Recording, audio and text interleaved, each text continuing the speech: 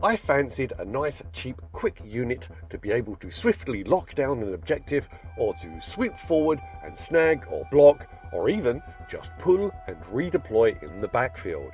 Gargoyles seemed the perfect fit, so I grabbed a box of 10. You get 3 sprues and absolutely no options. They have wings, they have flesh borers, the end. But first, a quick word from this video's kind sponsor.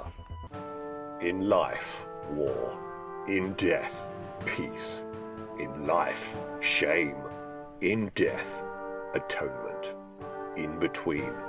Well, there's a Krieg of their own, the Death Corps' official military magazine, guaranteed to coax some happy gas mask noises from even the most dour guardsmen.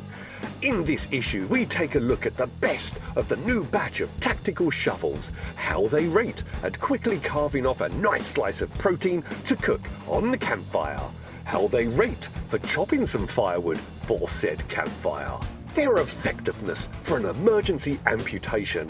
Are they up for our Ogren Femur challenge?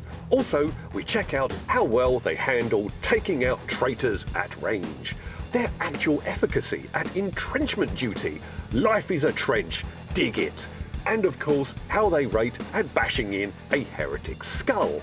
We also have this season's top 5 gas masks rated for comfort, effectiveness and style. Tips and tricks to tell identical clones apart.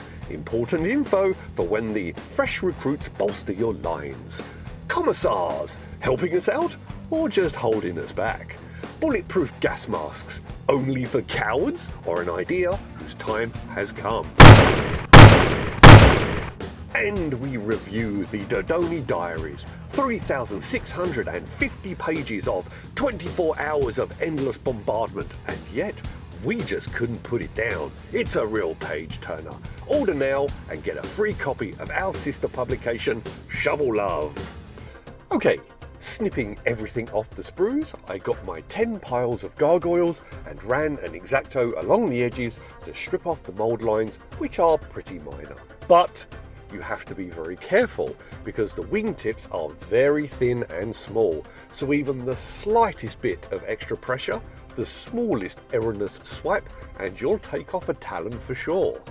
After assembling the heads, which come in 2 halves, a drop of glue to get the wings attached and another to drop the heads in place, at which point you can start to see some gaps and joins. So, breaking out the trusty Mr. Dissolved putty, I painted some of it into these gaps to fill them in. Now, mounting them on their little clear plastic flying bases, I discovered that 2 of the torsos were a little skew with, and the prong wouldn't slot into the hole. Breaking out the drill, I found a bit that matched the point of the bases and gave these gargoyles a little bit of a blast so that they settle on their bases a little more comfortably. Then onto the weapons. These are really fiddly. After punching the wall a couple of times in frustration, I started adding a dab of glue into the socket for the feed channel, let it dry for a few seconds, and then add the flesh borer feed tentacle into place and kind of arrange the arms to roughly the position they'll be in when I finally put them to the torso. Once these were fairly dry, I added glue to the torso sockets and let it get sticky, and then lifted the arms, slotted the shoulders into the holes, and then held them there as they dried. This worked a treat. There's enough give in the 2 arms and the connection between the gun and the hand to keep the pieces together, with just enough give so you can move the sockets into the correct position. To cut down on dawdling time, I glued 3 at a time. I glued the feed tube to the gun, let them dry, glued the torso sockets, and then installed them one after the other. Okay, using a chunk of packing material from IKEA, I stabbed in 10 cocktail sticks, and then grabbed each gargoyle, gave them a final once-over, and removed any mould lines I'd missed, and used a toothbrush to get rid of the loose stuff before dropping them on a stick. With my little flock all balanced nicely, I dropped it into a shoebox, and because it's bloody freezing out right now, I relocated to the loo, turned on the fan, put on a mask, and gave them a spritz of Army Painter matte primer from all angles. Then on to my Hive Fleet colours.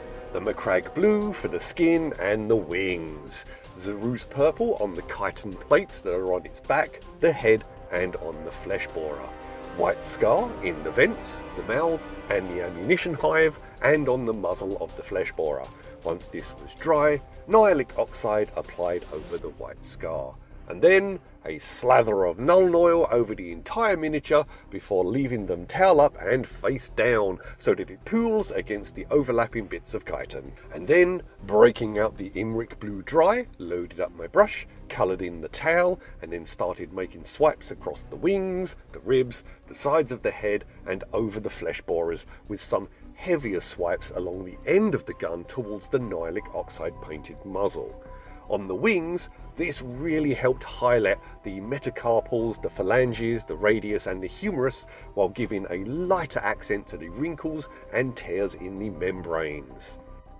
Then a lighter touch of Ethereum blue dry on the same areas, highlighting a little on the heavier application of Imric and getting a nice transition on the gun muzzle from the Ethereum to the Nihilic for a glowing barrel effect. And then a light dry brush of Genestealer purple swiping against the direction of the chitin plates to highlight the overlapping pieces, so you have the light purple on the raised edge with the shadow of the null right beneath for contrast, and then a single delicate touch of moot green to bring out the eyes.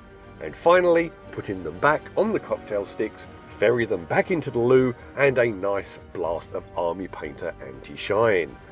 And here is my flock of gargoyles, swooping and flapping across the battlefield, raining down grisly volleys of living ammunition as they prowl and dive towards whatever the hive minders command them to assault, spitting a noxious venom that blinds and inflicts burning, heinous agony on anything it comes into contact with.